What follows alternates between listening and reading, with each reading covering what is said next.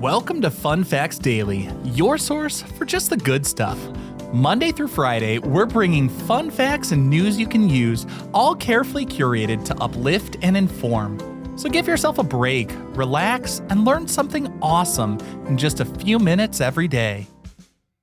Hi everyone, I'm Kyle Wood, and today we're going to be learning all about the high-flying stunt spectacular known as freestyle skiing. But before we get into the facts, let's warm up our brains with a little challenge to see if you can tell fact from fiction. Consider this. In the 1970s, before freestyle was an official Olympic sport, it was known as hot dogging. Legend has it the sport was almost banned from major resorts because early competitors would perform dangerous stunts like the backflip front flip combo while holding lit Roman candle fireworks in each hand to make their night runs more theatrical. What do you think? Did freestyle start as a firework-fueled hot dog and stunt show? We'll find out at the end of the episode.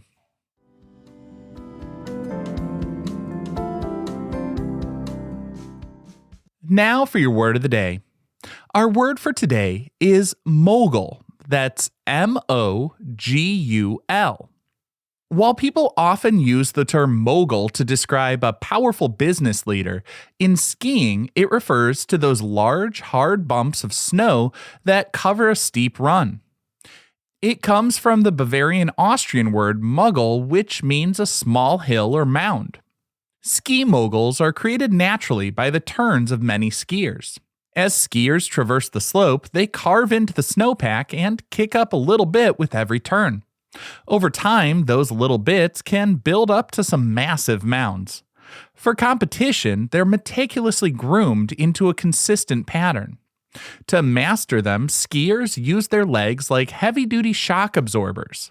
As they hit a bump, they retract their knees toward their chest and then extend them into the troughs or valleys between the bumps. This rhythmic compression and extension allows the athlete to keep their head and upper body on a perfectly level plane while their legs move up and down like high-speed pistons.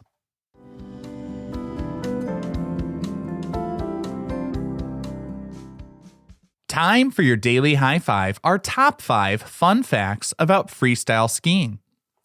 Number 1, aerialists land on a sort of hill of air to prevent injury.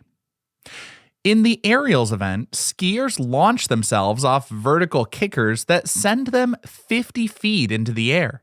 They perform multiple twists and flips before plummeting back to the earth. To make sure they don't break their bones on landing, the landing hill is actually prepared with a specialized aeration system. Compressed air is pumped through pipes under the snow, creating a layer of bubbly snow that's soft and yielding. This aeration significantly reduces the surface tension of the snow. When the skier's boots hit the surface, the fluffy air-filled snow compresses easily, absorbing the massive kinetic energy of the fall. Without this system, the impact would be like landing on concrete. Even with the bubbles, the force is so intense, aerialists often have to wear specialized back protectors and mouth guards to protect against the shockwave of the landing. Number 2, freestyle skis are not your ordinary skis. They're designed to be symmetrical, allowing skiers to move as easily forwards as backwards. Unlike traditional racing skis that have a flat tail, freestyle skis are curved upward at both the front and the back. These are called twin tips. This design was revolutionary back in the late 90s because it allowed skiers to take off and land switch, which is the skiing term for backwards. It's all about balance and symmetry. By having a balanced shape, the center of gravity is perfectly in the middle of the ski, making it easier for the athletes to spin like a top.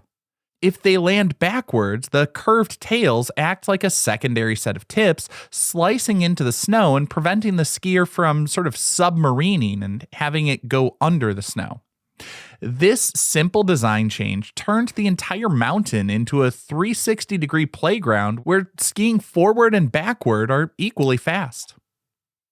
Number 3. Mogul skiing is as much about the line as it is about the clock. In moguls, being the fastest down the hill only accounts for 25% of the score. The rest is based on turns and air. To get a high score for turns, a skier has to keep their skis in the fall line, the most direct path down the mountain, without their upper body wavering. If their chest turns away from the finish line, they lose points. This requires an incredible mastery of torque, the twisting force that tends to cause rotation. And in this case, it's the force the skier has to resist to keep their torso stable. As their legs twist and turn through the bumps, their core has to remain rock solid to keep the torso facing downhill. Judges look at this sort of separation between the upper and lower body to assess a skier's technical precision. Number 4. That mid-air grab isn't just for style, it's also for stability. In big air and slopestyle, you'll often see skiers reach down and grab their skis mid-flip. While it looks cool and can earn some style points from the judges, it's also a vital tool for controlling momentum. By grabbing the ski and pulling it closer to their body, the skier reduces their moment of inertia, which causes them to spin faster. More importantly, the grab provides a physical lock for the athlete's body. In the chaos of multiple flips and twists, it's easy to lose track of where your limbs are. By holding onto the ski, the athlete creates a rigid, compact shape that's more aerodynamic and less likely to wobble in the air. A missed grab, though, can indicate to the judges that the skier wasn't in total control of their flight. And our fifth and final fun fact for today. In 2021, a 17-year-old landed a triple cork that shattered freestyle skiing's glass ceiling.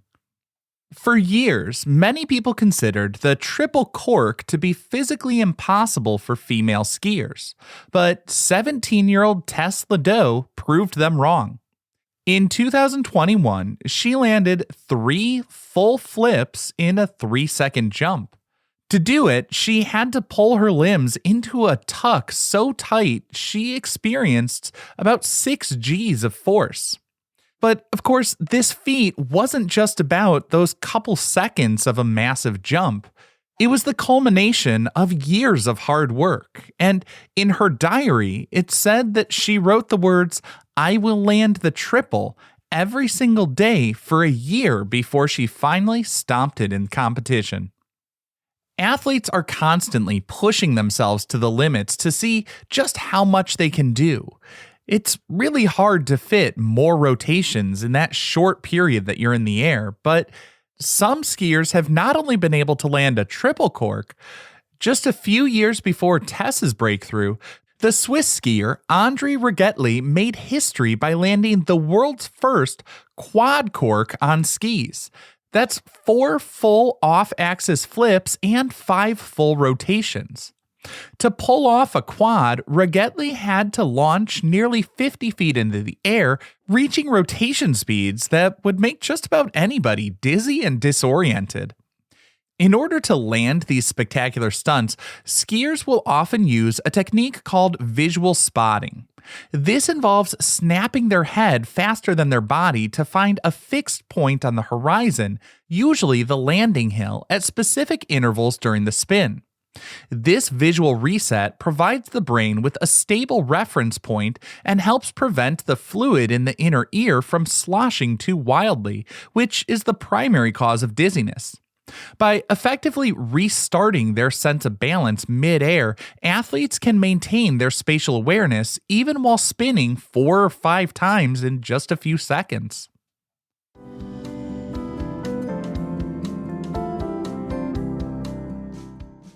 Now for some news you can use. Freestyle skiing requires incredible balance and core strength. Even if you don't have Olympic aspirations, studies have shown that improved balance reduces the risk of falls and injuries as we age, while a strong core supports the spine, reduces chronic back pain, and even improves your breathing and posture. By training your body to remain stable in unstable environments, you're essentially future-proofing your physical mobility. Great freestyle skiers learn to keep a quiet upper body while their legs go crazy. You can practice to improve your balance and core strength using something like a wobble board, a Bosu board, or even just standing on one leg on a pillow to simulate that unstable snow. While balancing, try to move your other leg in circles or perform small jumps while keeping your head and shoulders perfectly still. The secret is core tension. Imagine a string pulling the top of your head toward the ceiling. By keeping your spine long and your abs engaged, you create a stable platform. In freestyle, your core is the hinge that allows your legs to handle the bumps while the head stays focused on the next jump. If the core breaks, the balance is lost.